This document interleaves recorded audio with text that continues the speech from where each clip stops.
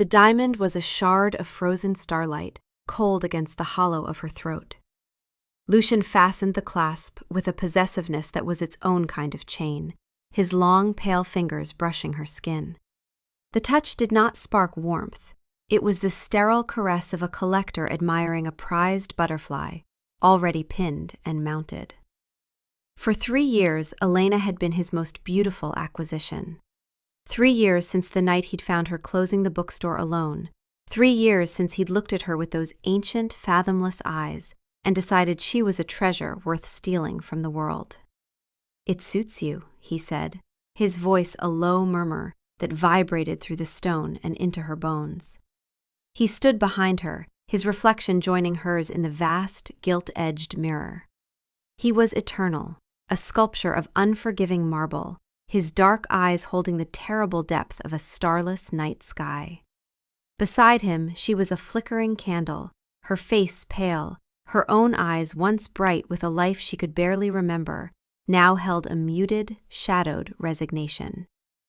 She tried to recall who she had been before. Elena Morrison, 25 years old, who had loved the smell of old books and the quiet company of fictional heroes, who had dreamed of opening her own bookshop one day, who had been ordinary and content in her ordinariness. That woman felt like a character from a story she'd once read and half forgotten. She did not reply. Words were currency in this opulent cage, and she had long ago learned she was bankrupt. Anything she said could be twisted, used as a key to lock a new door inside her own mind. Silence was her only remaining sovereignty. His gaze in the mirror sharpened. "You are quiet tonight, Elena." It was not a question. It was an accusation. "I am tired," she managed, the words thin and brittle in the cavernous silence of her chambers. The room was draped in silks the color of bruises and furnished with dark, heavy woods that seemed to drink the light. It was a beautiful tomb, and she its unwilling ghost. "Immortality is a tedious gift for one who so eagerly courts exhaustion," he countered, his lips curving into a smile that never reached his eyes. He saw her not as a person, but as a project, a flawed, fascinating human thing he was slowly breaking, or perhaps perfecting, into a shape that pleased him. He believed it was a form of love, this obsessive cultivation of her. She knew it was a form of annihilation.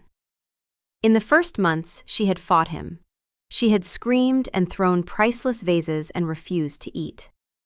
He had been patient then, almost amused, as though her defiance was a charming phase he was certain she would outgrow. When she tried to escape through a third-floor window, he had caught her before she fell, and his disappointment had been worse than any rage.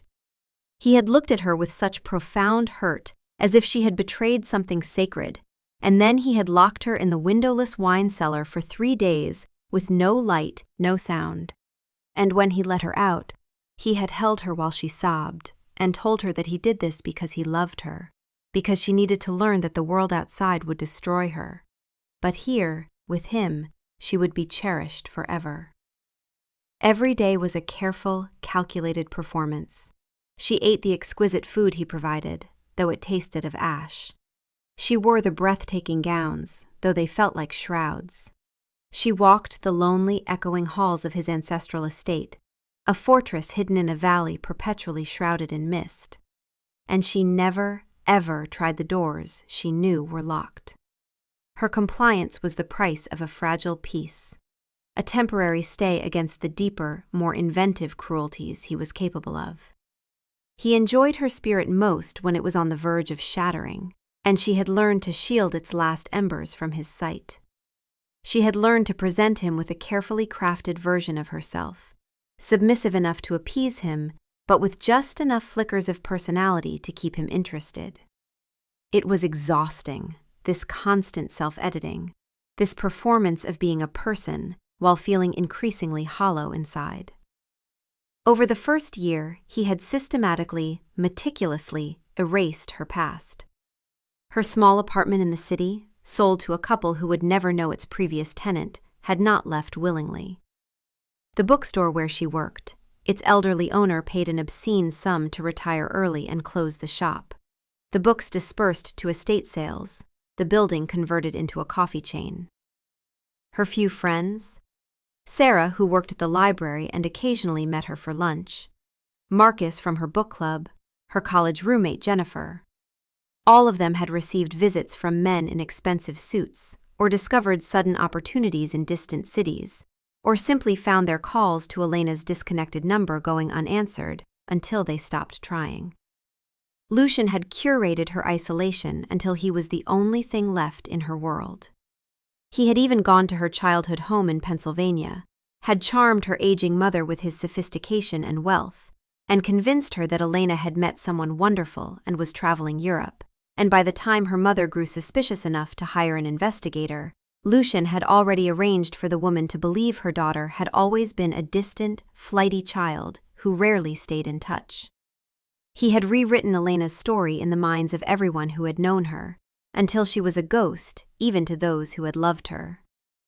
Later that evening, his brother found her in the library.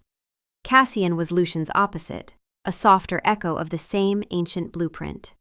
Where Lucian was shadow, Cassian was twilight. He moved with a quiet hesitation that seemed alien in a creature of such power, his eyes holding a sorrow that felt earned rather than inflicted. He found her staring out a tall, arched window at the relentless mist, her hand resting on the cool glass. She was looking at nothing, her mind carefully blank, because thinking too much about the world beyond this prison led only to despair. "He should not have spoken to you that way," Cassian said, his voice gentle. He did not startle her. His presence was a balm, a brief respite from the suffocating weight of his brother's attention. Elena turned from the window. "He speaks as he always does." She offered a small, tired smile. "It is I who has failed to grow accustomed to it." "One should not have to grow accustomed to cruelty," Cassian murmured, his gaze falling to the new necklace. "Another pretty chain." Her hand flew to her throat, a reflexive, protective gesture. "It is beautiful." "So is the web of a spider, to all but the fly." He took a step closer, his expression earnest, pained. "I watch you, Elena. I see the light in you dimming. He thinks he is preserving you, but he is hollowing you out, leaving nothing but a beautiful shell. I have watched him do this before, centuries ago, to others he claimed to love. They all withered. Some took decades, some only years. You are stronger than most, but even you cannot survive this indefinitely." A dangerous, forbidden tear pricked at the corner of her eye. She quickly blinked it away. Vulnerability was a weapon, and in this house, all weapons were Lucian's. "There is nowhere to go, Cassian. The world I knew is gone. He has made sure of that. Even if I could leave this house, where would I go? I have no money, no identity that he hasn't touched, no one who would believe me if I told them the truth." Her voice cracked slightly. "He has made me into a woman who exists only in his shadow. Without him, I am nothing. He has made certain of that." Cassian's eyes held hers, and in their depths she saw a flicker of rebellion, a spark of an idea so perilous it stole her breath. "Perhaps the world you knew is not the one you need," he said, his voice barely a whisper. "Perhaps a new one is possible. A world he could never find you in." Hope was a poison she had long since purged from her system. It was a cruel, addictive substance that led only to deeper despair. She had tried hoping in the first year, had hoped that someone would find her, that her mother would search harder, that Lucian would simply tire of her. But hope had only made each disappointment cut deeper, and she had learned to kill it before it could take root. And yet, a single, treacherous drop of it now seeped back into her veins. "That is not possible. He would hunt me to the ends of the earth. He would never let me go." Her voice was steady, but her heart was beginning to race with something that felt dangerously like possibility. "He would hunt Elena," Cassian corrected softly. "He would search for the woman who remembers the scent of old books and the chill of his touch. He would search for the woman whose fear and resignation he has spent 3 years cultivating."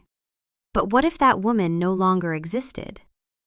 The implication hung in the air between them, terrifying and immense. The magic of forgetting, an unmaking. To lose the memories of the past 3 years was one thing, a mercy she would have begged for on her knees. But Cassian's eyes told her this was something far more profound.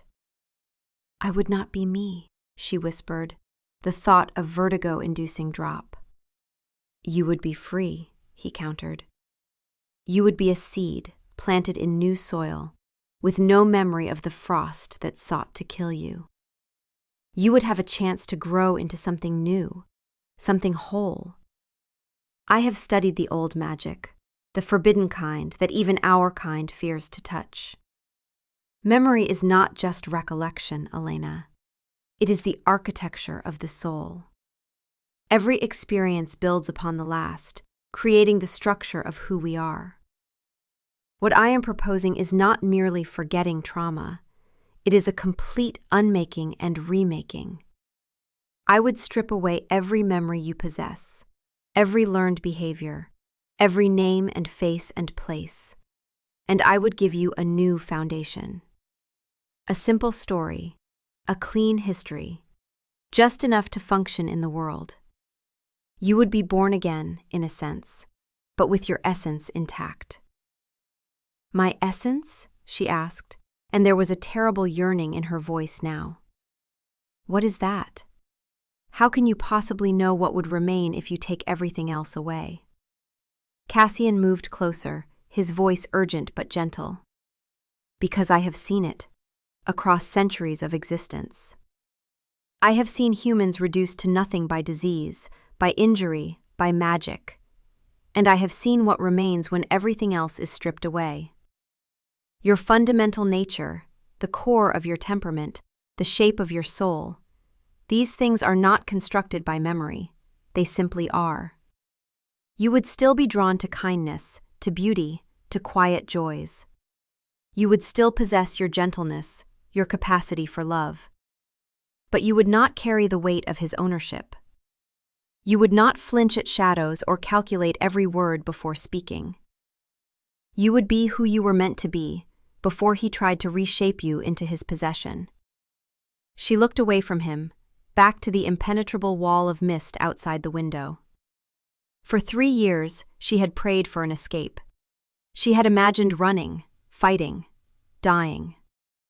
She had fantasized about driving a stake through his heart while he slept, though she knew she lacked the strength, and that his sleep was not like human sleep, that he would wake the moment she approached with violent intent.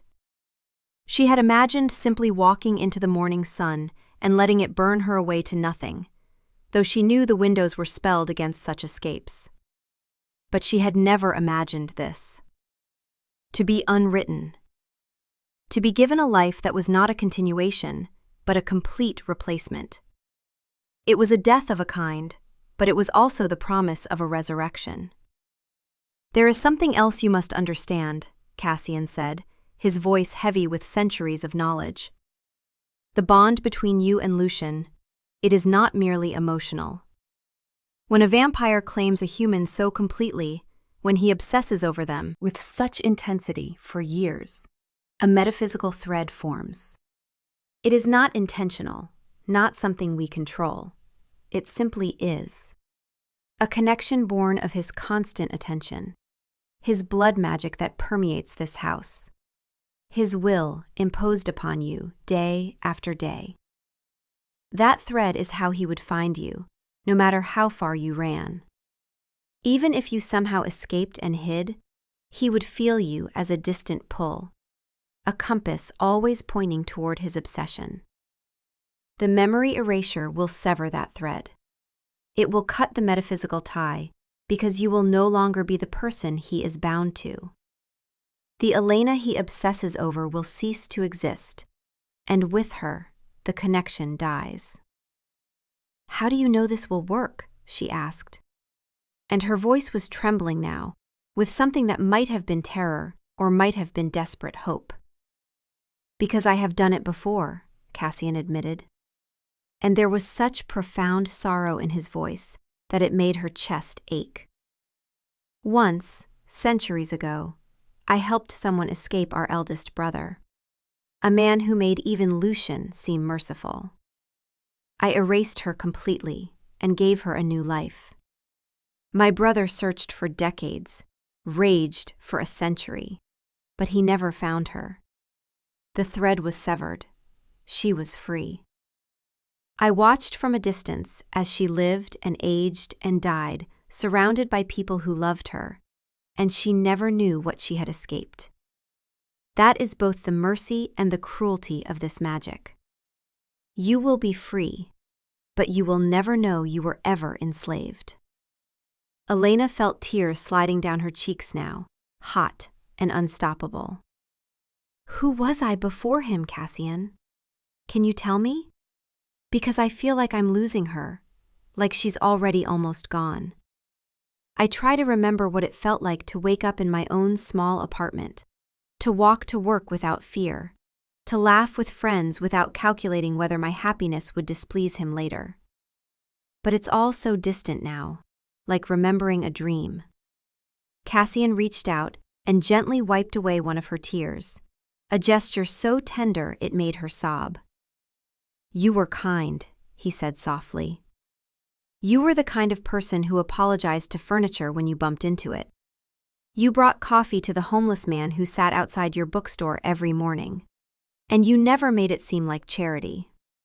You recommended books to customers based not on what was popular, but on what you sensed they needed to read. You sang off-key when you thought no one could hear you. You were ordinary and good and content. And those things are not small, Elena. Those things are precious. And I believe that person still exists inside you, buried under 3 years of survival and fear. I want to give her a chance to live again. The final night came 3 weeks later. Lucian was away, summoned to a conclave in a city so old it had been dust for millennia. A gathering of the ancient ones that occurred only once every 50 years. It was a rare absence, an opportunity that would not come again for half a century. Cassian came to her chambers as the moon climbed high, a silver disk in the parting mists. He carried a small velvet bag and a grim resolve that tightened the lines around his mouth. Are you certain? He asked, his voice heavy. Once I begin, there is no stopping midway.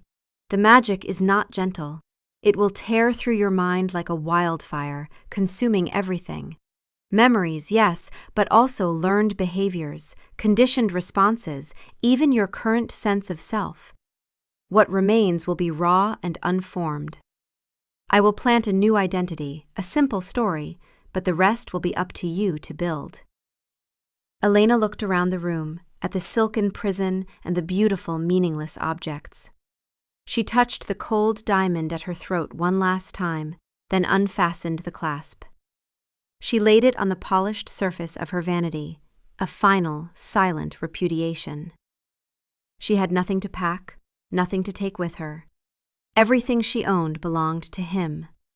All she had left was a story she was willing to erase.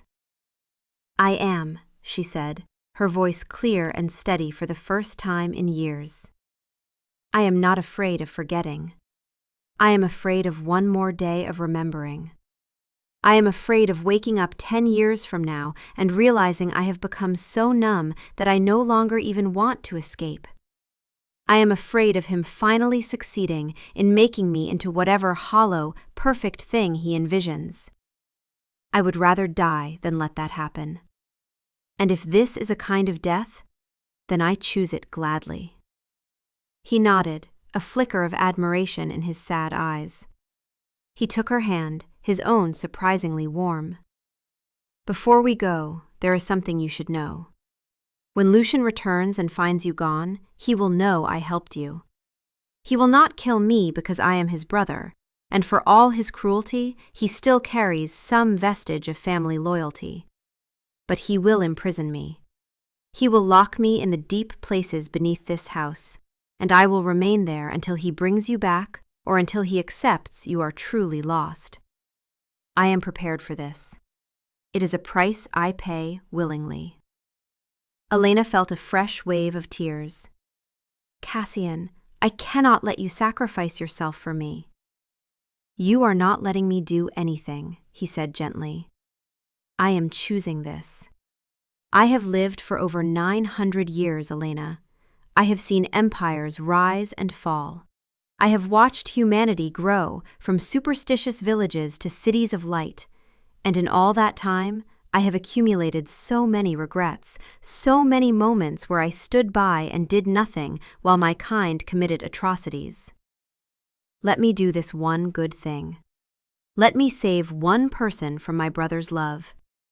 It is a small redemption, but it is mine.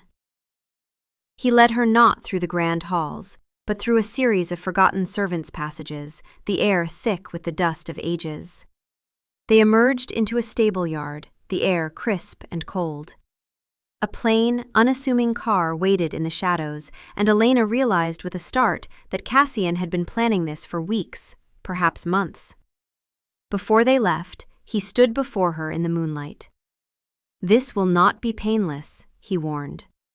To unravel the tapestry of a mind is a delicate, violent thing. I will take you to a place where you can begin again. I will leave you with enough to survive, a name, a history woven from half-truths, a small amount of money, identification documents that will pass scrutiny. The rest will be up to you. He paused, his ancient eyes searching her face as if memorizing it. The story I will give you is this.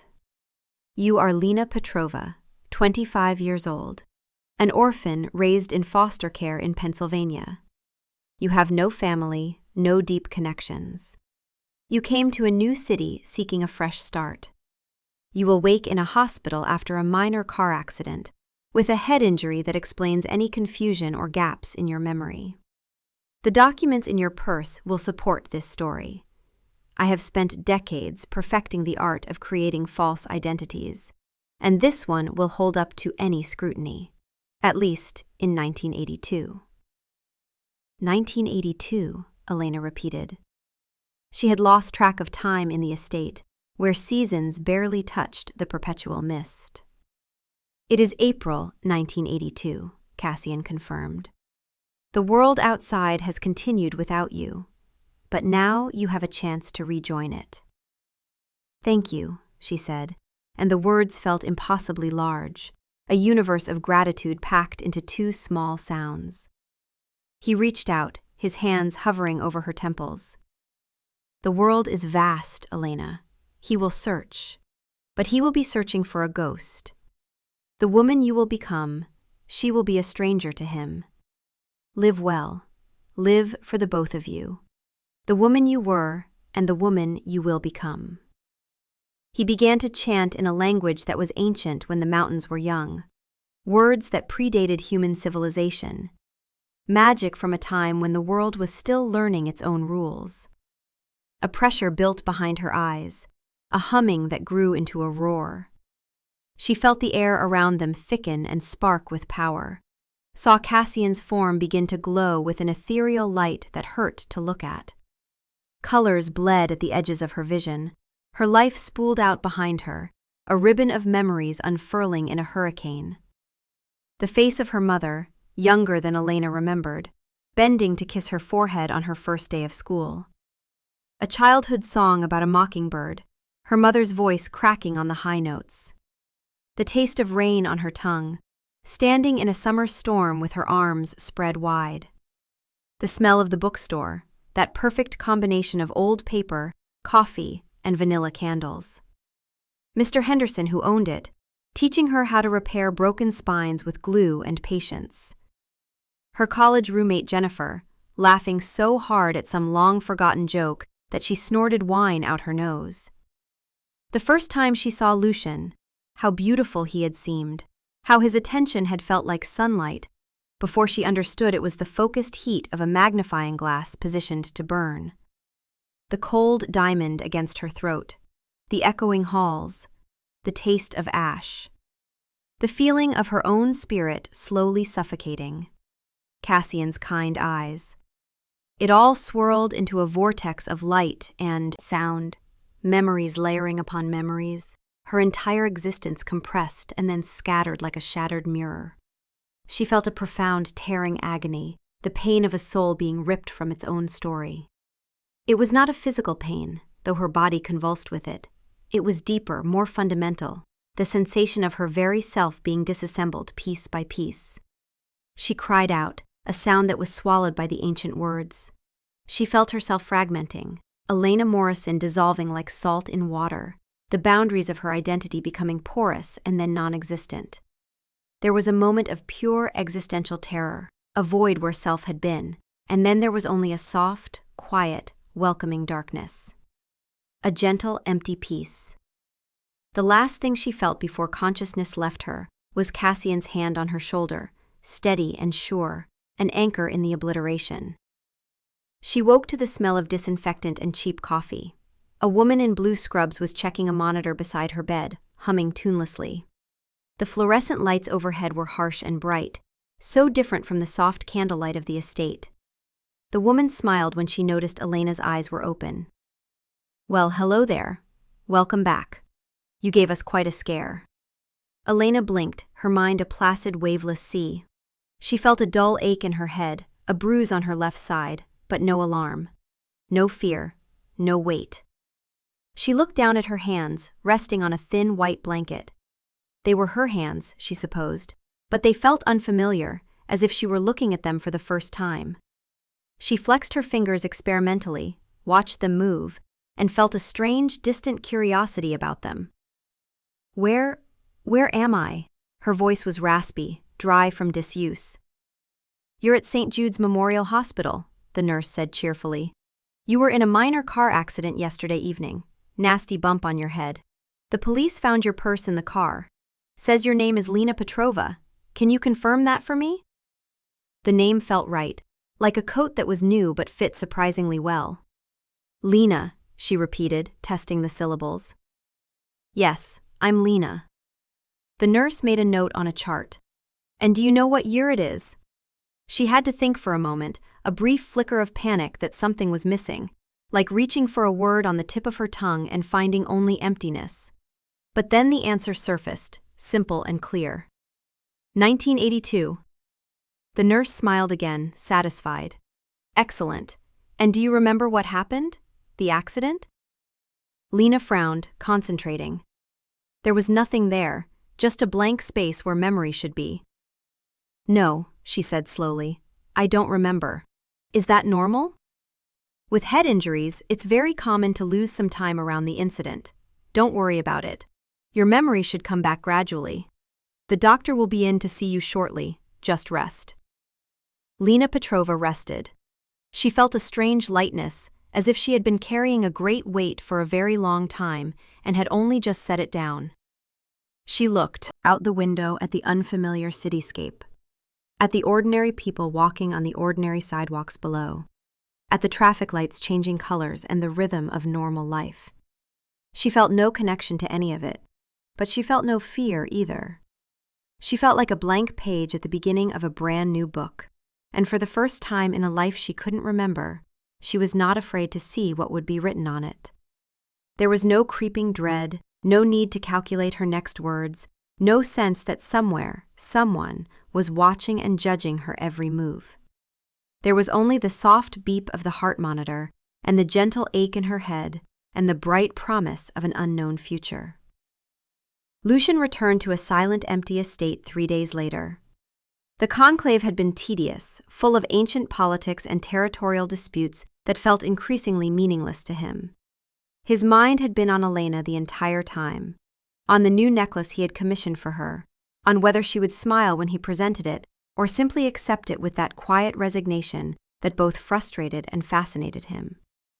He had been gone for 6 days, the longest he had left her alone in over a year, and he had missed her presence with an intensity that unsettled even him. He told himself it was love, this obsessive need to know where she was and what she was thinking, every moment of every day. He told himself that his devotion was romantic, that the great loves of history had all been consuming and possessive and intense. The air itself felt different as he entered, thinner, emptier. He swept through the halls, a predator sensing a disturbance in his territory. The servants, the few human thralls he kept to maintain the estate, avoided his gaze, their terror palpable. He went to her chambers first. Her chambers were pristine, undisturbed, the bed made with military precision, the curtains drawn as they always were. But something was wrong. The air lacked her scent, that faint human warmth that always lingered. And then he saw it. The single diamond necklace lying like a frozen tear on the vanity, carefully placed, deliberately abandoned. He picked it up, the stones cold, inert.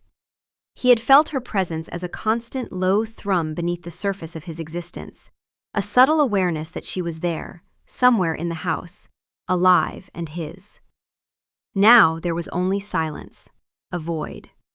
He stood utterly still, the necklace clutched in his hand, and felt something crack in the architecture of his world. He tore through the estate like a storm, throwing open doors, overturning furniture, searching for some sign of her. He found her clothes still hanging in the wardrobe, her few personal items still arranged on the shelves. Nothing was missing except her. He interrogated the servants with a cold fury that left two of them broken and mindless, but none of them had seen anything, none of them knew anything. And then, a terrible certainty settled over him. Cassian. He found his brother in the library, calmly reading a leather-bound volume, as if this were any ordinary evening. Cassian did not look up as Lucian entered, though his rage was a palpable force that made the candle flames shiver and bend. "Where is she?" Lucian's voice was dangerously quiet, each word enunciated with crystalline precision. "Gone," Cassian replied, turning a page with deliberate casualness. The book flew from his hands, smashing against the far wall with such force that the ancient bindings split and pages fluttered down like wounded birds. Lucian crossed the room in less than a heartbeat, his hand clamped around his brother's throat. He lifted him from the chair, slamming him against a towering shelf of ancient lore. Books rained down around them, centuries of accumulated knowledge scattering like leaves. "You will tell me where you have taken her," Lucian snarled, his eyes burning with a cold, black fire that seemed to pull light from the room. His fangs were extended, his face transformed into something monstrous and primal. "I will tear the information from your mind if I must. I will peel away your thoughts, layer by layer, until I find her." Cassian choked, his face pale, but his gaze did not waver. When he spoke, his voice was hoarse but steady. "I have taken her nowhere. I have unmade her. The Elena you seek is gone forever. I have given a stranger her face and set her free." "You erased her?" The concept was so audacious, so utterly unthinkable, that Lucian's grip momentarily slackened. He had considered it himself, in his darker moments, a way to wipe the sadness from her eyes, to erase the parts of her that resisted him, to make her a more perfect, compliant companion. But he had always recoiled from the idea. Her memories, her sorrows, her flickering defiance, they were part of what made her his. The challenge of breaking her will was half the pleasure. "You took her memories? Just the years with me?" There was something almost hopeful in his voice, as if this could be undone, as if he could simply re-educate her, reclaim her, start over with a blank slate that he could shape from the beginning. "I took everything," Cassian said, and there was a terrible finality in his words. "Every memory she possessed, her childhood, her mother, her friends, her name, her entire existence before you, and every moment with you. I stripped it all away and gave her a new foundation. A new name, a new history, a new life.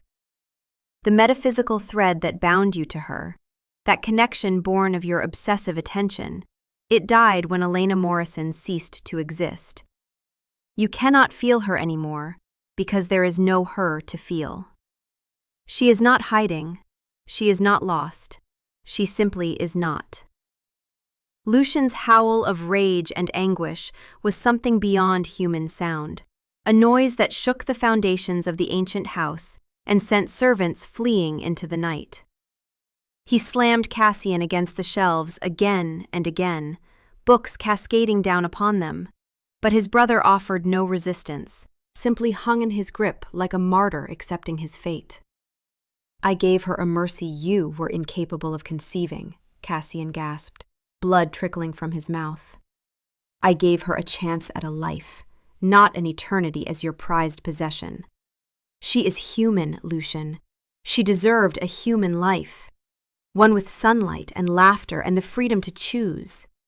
One where she could age and love and die, surrounded by people who cherished her rather than owned her. You called it love, what you felt for her, but it was not love. It was consumption. You were devouring her alive, day by day, and calling it devotion."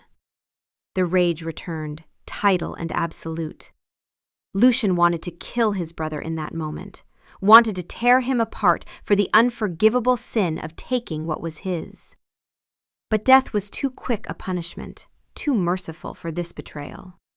Instead, he dragged him to the deepest cell beneath the estate, a place carved from the living rock of the mountain, where neither light nor sound could penetrate, a place that predated the house itself, built by their sire for punishments that needed to last centuries. He sealed the door with blood magic, cutting his own palm and tracing symbols of binding and imprisonment across the stone. The magic flared and held, wards that would last for as long as his will sustained them. "You will stay here in the darkness," Lucian vowed, his voice echoing in the stone corridor, "until I bring her back. You will have an eternity to repent your sentimentality. And when I find her, when I restore her memories and reclaim what is mine, I will bring her here and make her watch as I decide whether to forgive you or leave you to madness. Your fate rests in her hands, brother. Let us see if the mercy you showed her will be returned." He left Cassian to the silence and the dark and the crushing weight of centuries, and began his search. The first decade was a blur of frenzied, arrogant certainty. He was Lucian. He was ancient, powerful, with resources that spanned the globe. How could one human woman, stripped of her identity, hide from him? He tore through continents, following whispers and rumors, his power a blunt instrument. He interrogated witches who dealt in memory magic, tracking down every practitioner who might have helped Cassian, torturing them for information they did not possess. He scoured the records of every hospital and institution, searching for women admitted with amnesia or head trauma in April 1982, creating lists of hundreds of names. He investigated car accidents, Jane Does, mysterious appearances, pouring through police reports and medical files with manic intensity. He left a trail of terror and broken minds in his wake, too consumed by his obsession to care about discretion. He was searching for a ghost, a woman with haunted eyes and a soul that felt like a cage, searching for someone who was afraid, who bore the marks of trauma, who would recognize him on some deep, subconscious level. He found nothing. The world was vast and filled with billions of insignificant lives, a swarming, chaotic hive that hid her from his sight. His frustration curdled into a cold, obsessive resolve. He began to understand that brute force would not work, that rage was making him sloppy. In the second decade, he became more methodical. He used his wealth to build networks of private investigators, hired entire firms to search for women matching Elena's description who had appeared suddenly in 1982. He purchased newspapers, data aggregation companies, detective agencies. He created algorithms before algorithms were common. Punch card systems and early computers programmed to cross-reference missing persons reports with new identity registrations. He tracked down every woman named Lena Petrova in America, and there were dozens, finding each one and confirming she was not his Elena, before moving to the next. But the problem was fundamental, he realized with growing despair. He was looking for someone extraordinary, someone memorable. He was searching for a woman who stood out, who drew attention, who bore the indefinable mark of having been his. He never thought to look for someone ordinary. Someone who worked a mundane job, lived a quiet life, blended seamlessly into the background hum of normal human existence. Someone who smiled easily, who had no shadows in her eyes, who had never known captivity or terror. His image of Elena was frozen, crystallized into that pale, haunted woman who flinched at loud noises and calculated every word before speaking. He could not conceive of her as anything else. While he hunted, Lena Petrova learned to live. The fabricated history Cassian had given her was sparse. An orphan, raised in a series of indifferent foster homes, who had come to the city seeking a new start. It was a sad, lonely story, but it was hers, and she wore it like a comfortable old sweater. She spent 2 weeks in the hospital recovering from her injuries, and in that time, social workers helped her navigate the bureaucratic maze of establishing herself. Her documents were impeccable: birth certificate from Pennsylvania, social security number, even a thin work history at various retail jobs that would not raise questions. Cassian had been thorough. She got a job as a receptionist in a small dental practice, answering phones and scheduling appointments. She rented a tiny apartment above a bakery that always smelled of yeast and sugar, a scent that made her feel safe in ways she did not understand. She made friends cautiously, her personality slowly blossoming in the absence of fear. There was Maria, the dental hygienist, who invited her to join a book club, and Lena discovered she loved reading, particularly novels about ordinary people finding happiness in simple ways. There was Tom, the baker downstairs, who left fresh rolls outside her door twice a week and never asked for anything in return. Her personality emerged like a developing photograph, gentle and observant, with a surprising sense of humor that made people warm to her. She was quieter than some, more thoughtful, but there was no trauma in her silence, only a natural introversion. She found joy in small things: the first tomato from the tiny balcony garden she started, a particularly beautiful sunset, the sound of rain on her window. She met Daniel a year after the accident. He came into the dental office with his nephew, who had a toothache and was terrified of the dentist. Daniel was a pediatrician, his hands gentle, his eyes a warm, clear blue, filled with a kindness that felt like coming home to a place she'd never been. He was patient with his nephew, explaining everything the dentist would do, holding the boy's hand through the procedure. Lena watched him and felt something shift in her chest, a recognition that had nothing to do with memory and everything to do with essence. He didn't overwhelm her. He courted her slowly, with coffee dates and long walks in the park, listening more than he spoke. He asked about her childhood, and she told him the story Cassian had planted, and she felt no dissonance because it was the only history she knew. He never pushed, never demanded, never made her feel like she owed him anything. He treated her as if she were something precious, something to be cherished, not possessed. Their first kiss happened on a park bench 3 months after they met, and it was gentle and sweet and entirely without shadows. She cried afterward, not from sadness, but from overwhelming joy, and he held her and asked if she was all right. And she realized that this was what safety felt like. This was what it meant to be with someone who wanted her happiness more than they wanted control. He proposed 2 years later, on the same park bench under a sky streaked with the soft colors of sunset, and she wept again. It felt like the first true, unguarded emotion of her life. She was adored, wholly and without conditions. They married in a small ceremony at City Hall, just a handful of friends and Daniel's family, who accepted her without question or judgment. Daniel's mother hugged her, and said she could see how happy Lena made her son, and that was all that mattered. Their first child, a son named Michael, was born a year later, and Lena held him in the hospital and felt a love so fierce and consuming that it terrified her. She had no memory of being loved like this as a child. The fabricated history of foster homes provided no template for this overwhelming tenderness. But she learned. She learned by doing the opposite of what she intuited would be harmful, creating safety and warmth and endless patience. A daughter, Sarah, followed 3 years after that, and their small apartment became too small, and they bought a modest 2-story house in a suburb outside Cleveland with a yard for the children to play in.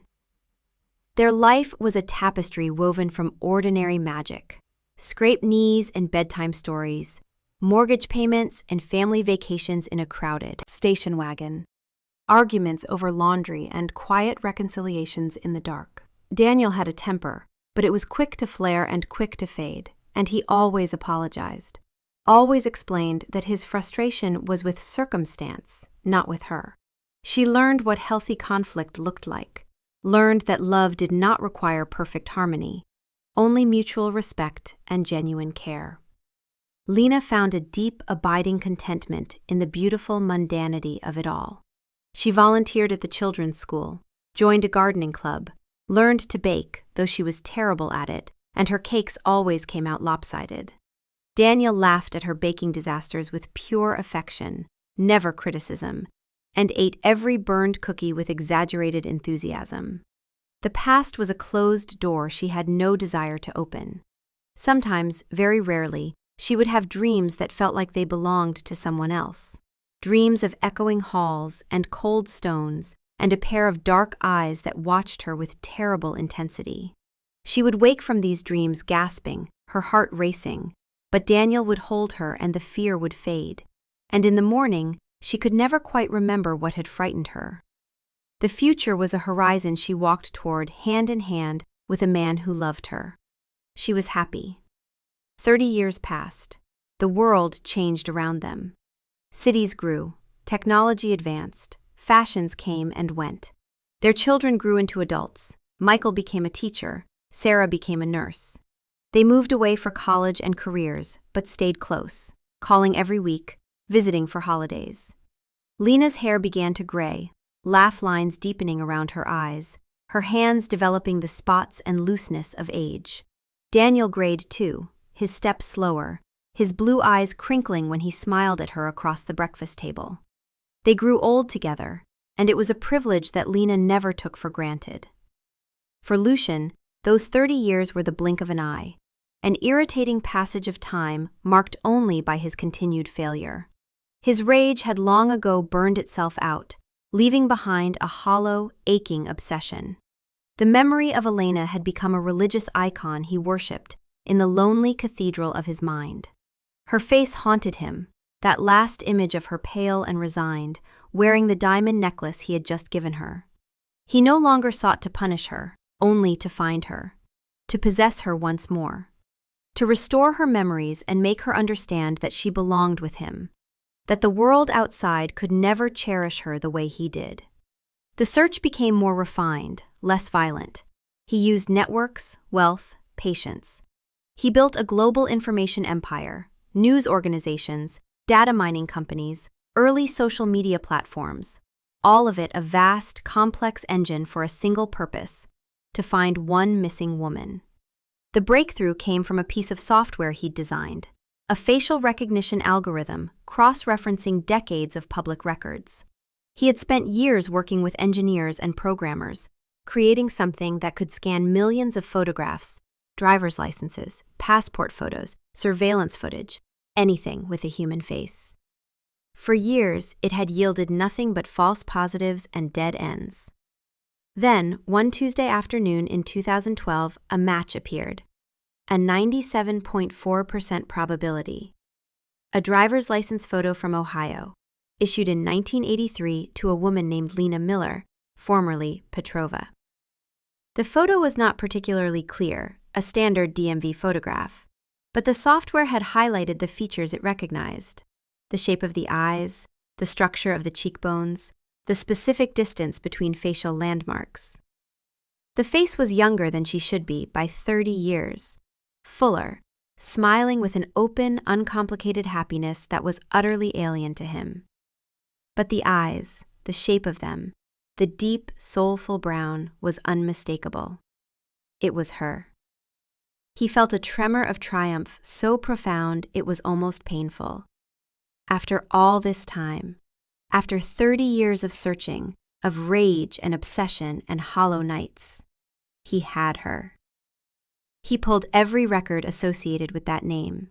Lena Miller, née Petrova, address in a Cleveland suburb. Married to Daniel Miller, physician. 2 children, Michael and Sarah. A completely ordinary life, documented in property records, tax filings, PTA memberships. A life that had existed right under his nose for 3 decades while he searched the world. He traveled to the small, tree-lined suburban town outside Cleveland not as a tempest, but as a ghost. He left his entourage, his power, his identity behind. He drove a rented car, wore simple, anonymous clothes. He needed to see her, to understand the life she had built on the ruins of the one he had given her. He needed to confirm it was truly Elena before he made his move. He found the address easily. It was a modest 2-story house with a cheerful blue door and a garden overflowing with unruly roses. A minivan was parked in the driveway. A bicycle lay on its side in the grass. Children's toys were scattered across the lawn. It was a shrine to a life so ordinary it was, to him, utterly bizarre. This could not be where his Elena lived. His Elena, who belonged in silks and candlelight, who was meant for gothic romance and eternal devotion. Not this suburban banality. He waited, parked down the street, his inhuman patience now a finely honed tool. He watched as a car pulled up in the early afternoon, and a woman with graying hair, perhaps in her 50s, helped an older woman out of the passenger seat. The older woman moved slowly, her back stooped, her hair a cloud of soft white. She used a cane, leaning heavily on the younger woman's arm, but her face was lifted to the sun, a gentle smile on her lips.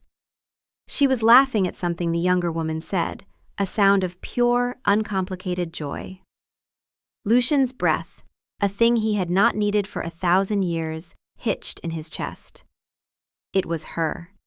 The face was lined with the intricate map of a long life, the skin softened and thinned by age. But it was her. Elena. She was 83 years old. He sat in the car, motionless, as the world tilted on its axis. He had imagined this moment for 3 decades. He had pictured himself striding up to her, reclaiming her, her eyes widening with remembered fear and recognition and awe.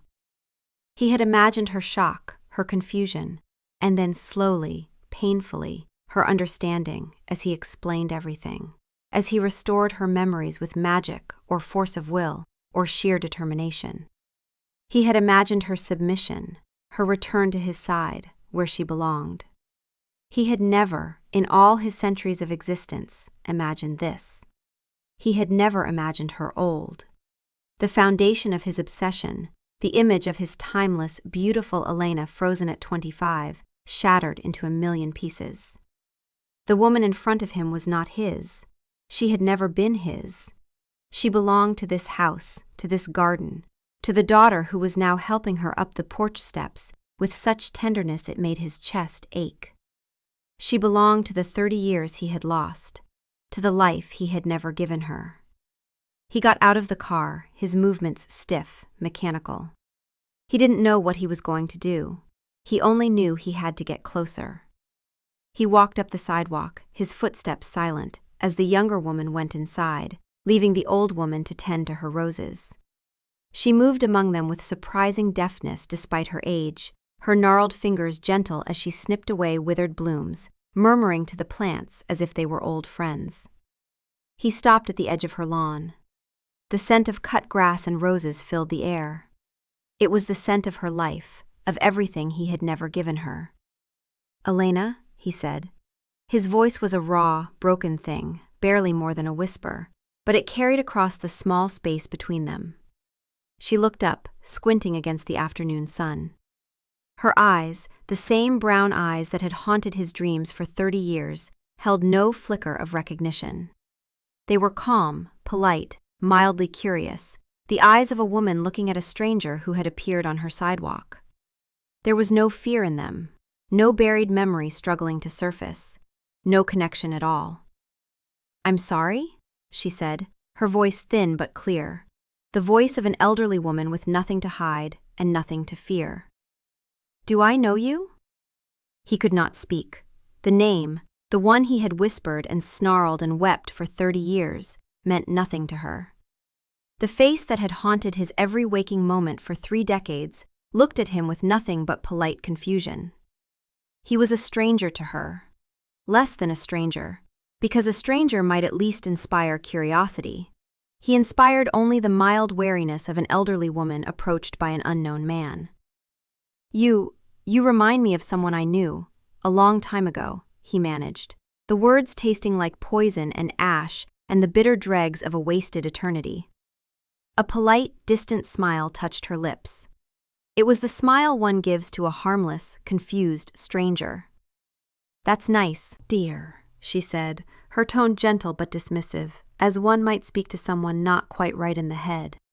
"I'm afraid my memory isn't what it used to be. These days I'm lucky if I remember what I had for breakfast." A small child, a boy of about 6 with bright blue eyes and Daniel's gentle smile, came running out of the house, screen door banging behind him. "Grandma, Mom says lemonade is ready." The child stopped when he saw Lucian, pressing against his grandmother's side with the instinctive wariness children have around strangers. "I'm coming, sweetie," she called back, her voice filled with an uncomplicated grandmotherly love. She placed a protective hand on the boy's shoulder, and Lucian saw in that gesture everything he had never been capable of giving her. Protection that was not possession. Love that was not consumption. She turned back to Lucian, still smiling that distant, polite smile. "You have a good day now," she said, and with a final dismissive nod, she turned and walked slowly, carefully, toward the blue door, her grandson holding her hand and chattering about something involving superheroes and ice cream. Lucian stood on the sidewalk, rooted to the spot. He watched her disappear into the house.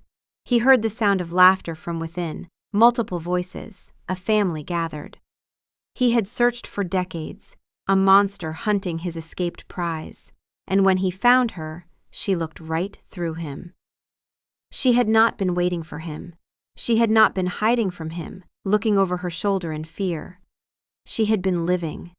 She had built this life, stone by stone, memory by memory, and he had no place in it. He was irrelevant to her happiness. He never approached her again. He stayed. He sold his global enterprises, relinquished his ancient holdings, and bought a small, secluded house on the other side of town, a place with blackout curtains and a basement where he could wait out the deadly daylight hours. He became a silent, unseen observer of her final years. It was a penance, a self-inflicted torment that was the only thing that felt real anymore. He watched her life unfold in its quiet, final chapter, and every moment was a knife twisting in a wound he had not known he could still feel. He saw her celebrating birthdays, the house filling with loud, loving, sprawling family. He counted them from his distant vantage point, children and grandchildren and even great-grandchildren, as the years passed, a clan that had grown from the seed of her freedom. He saw her sitting on the porch swing with her husband, Daniel, now also frail and white-haired, their hands clasped, their silence comfortable and complete. He watched them, and saw in their weathered faces and intertwined fingers a partnership, a deep, quiet love that had weathered decades of an ordinary life. It was a connection he had never understood and was incapable of ever having. He, who could offer immortality and riches and eternal devotion, could never have given her the simple, profound gift of a shared human lifetime. He was there, a shadow in the distance, when Daniel passed away. He watched the funeral from the back of a crowded church, saw her grief, real and deep, but not destroying. She wept, but she was held up by the family they had built together. Her children stood on either side of her, their arms around her shoulders, and he saw the strength she drew from them. She was sad, but she was not alone. She was not broken. She grieved like a woman who had been truly loved and who had truly loved in return. And her grief was clean and human and utterly beyond his comprehension. He watched as she herself began to fade after that. She moved in with her daughter, Sarah, who had a house with a first-floor bedroom and a garden visible from the windows. He would see her sometimes, sitting by a window, her gaze distant, a soft smile on her face as if remembering a pleasant dream. He wondered what she saw in those moments. Did she remember the taste of her wedding cake? Vanilla with buttercream that Daniel had gotten on his nose? The feeling of holding her firstborn, that terrifying, overwhelming weight of responsibility and love. The warmth of her husband's hand, her grandson's laughter. He knew with a certainty that chilled him to his core that she was not remembering the cold chill of a diamond necklace or the echoing silence of his castle. Her mind was a garden he had no place in, and it had bloomed beautifully without him. 2 years after he found her, she died. It was peaceful, in her sleep. She simply didn't wake up one morning, and her daughter found her with that same soft smile on her face. He felt it, a strange, final severing, a faint silvery thread that had connected them across time and space, a thread he had never even been aware of, a thread he had thought severed by Cassian's magic, simply dissolved. He realized then that Cassian had been partially wrong. The thread had weakened to near imperceptibility, but some infinitesimal strand had remained as long as she lived, as long as the body that had once been Elena still drew breath. And now, even that was gone. The world felt colder, emptier. He went to the funeral. He stood at the very back of the crowded church, a stranger in a dark suit, invisible in his grief. There were so many people, the church was packed, standing room only. All of them here for Lena Miller, this woman he had never known. He listened as her son, Michael, a man in his 50s with his father's kind eyes and his mother's gentle smile, gave the eulogy. His voice was thick with emotion, but steady. "My mother Lena," he began, and the name was wrong, but it was the only name anyone here knew, was the kindest person I have ever known. She found joy in small things. The first tomato from her garden, a good book, the sound of her grandchildren laughing. She never had a grand story, no epic tales of adventure. Her life was a quiet one. But it was a good life. It was a life filled with love. She gave it freely, and it was returned to her 1,000 times over. Michael's voice cracked, and he paused, collecting himself. She was our anchor, our safe harbor. When I was young, I asked her once if she ever regretted not doing something more exciting with her life, not traveling the world or having some big career. And she looked at me with such surprise, as if I'd asked the strangest question. She said, "This is exciting. You and your sister, your father, our family, this life. It's the grandest adventure she could imagine." She said she felt like the luckiest person in the world. Someone in the congregation sobbed. She had her struggles, of course. She never spoke about her childhood, and we learned not to ask. She had nightmares sometimes, especially in her later years. Dreams she could never quite remember, but that left her shaken. But she never let whatever shadows she carried dim her light. She was, quite simply, adored. And she will be adored forever in our memories. Lucian listened to the story of this other woman, this beloved stranger who had inhabited the body of his Elena.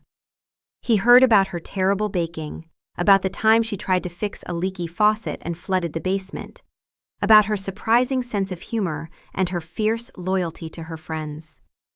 He heard about her volunteer work at the local library, her love of mystery novels, her habit of talking to plants.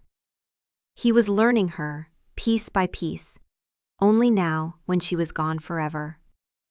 He was a historian, studying a civilization after it had turned to dust. He followed the procession to the cemetery. He watched from a distance as they lowered her into the earth, next to her husband, Daniel. A stone already marked his grave, and now hers would sit beside it. Her family wept. They held each other. They told stories and placed flowers on the fresh soil.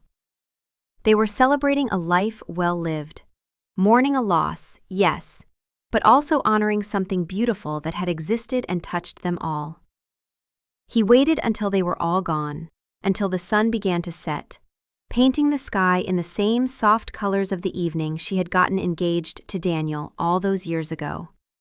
Colors he had never seen because he had been locked in his obsession, searching for a ghost. He waited until the groundskeeper had left and the cemetery was cloaked in silence and shadow, the only sounds the rustle of leaves and the distant call of a mourning dove. Then, and only then, did he walk to her grave. Lena Miller. Beloved wife, mother, and grandmother. The dates of her birth and death were carved beneath. A span of 85 years. A full human life. The name was a final, insurmountable wall between them. He knelt, his hand hovering over the freshly turned earth, unable to touch it. He, who had commanded armies and brought empires to their knees, who had lived for over a millennium and wielded power that could shatter mountains, was brought low by a simple headstone in a quiet Ohio cemetery. The grief was a physical thing, a crushing weight that buckled his immortal frame. It was not the grief of loss, because one cannot lose what one never truly had. It was the grief of realization, of understanding finally and irrevocably what he had done. He had taken a gentle, kind woman who loved books and quiet mornings and had tried to reshape her into his possession. He had called it love, this obsession, this need to own and control. And she had escaped not by fighting him, not by outsmarting him, but by erasing herself completely and becoming someone new.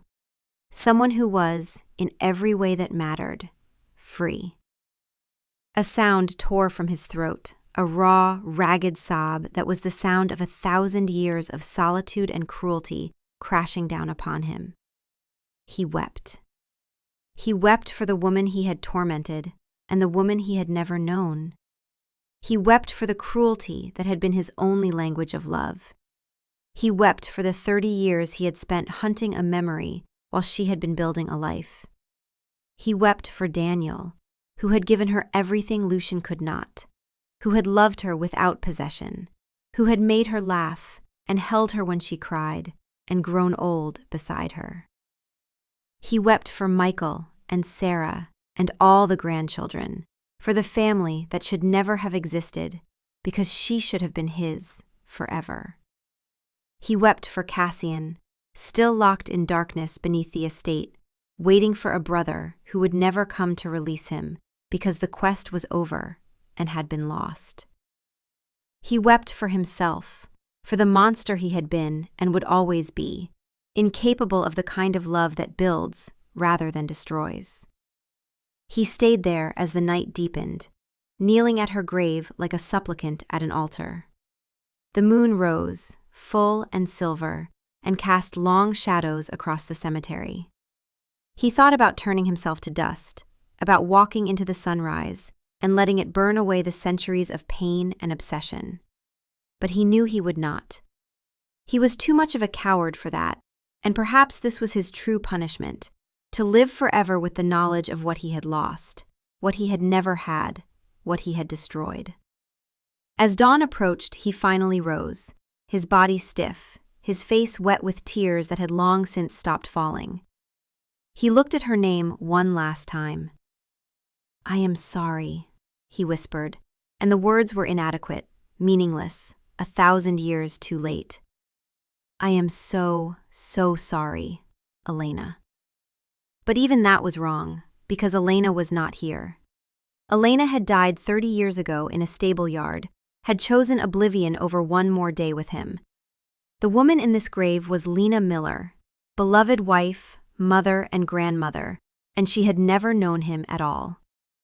He walked away as the first light of dawn began to paint the sky, retreating to his dark house before the sun could find him. And he understood, finally, the truest, cruelest lesson of his existence. Her greatest act of defiance, her most complete victory, was not in escaping him. It was in forgetting him, in living fully and joyfully and completely without him. In proving that she could be happy, could be loved, could be whole, only when he was erased from her story entirely. In the end, his eternal love, his epic obsession, his monstrous grief, were all utterly irrelevant to her. She had simply forgotten him and lived anyway, lived beautifully, and he was left alone in the twilight, a monster weeping at the grave of a stranger, with nothing but an eternity to remember. And in the deep places beneath an estate half a world away, Cassian sat in darkness and waited. And sometimes, when the silence grew too heavy, he smiled, because he had saved her, and that was enough.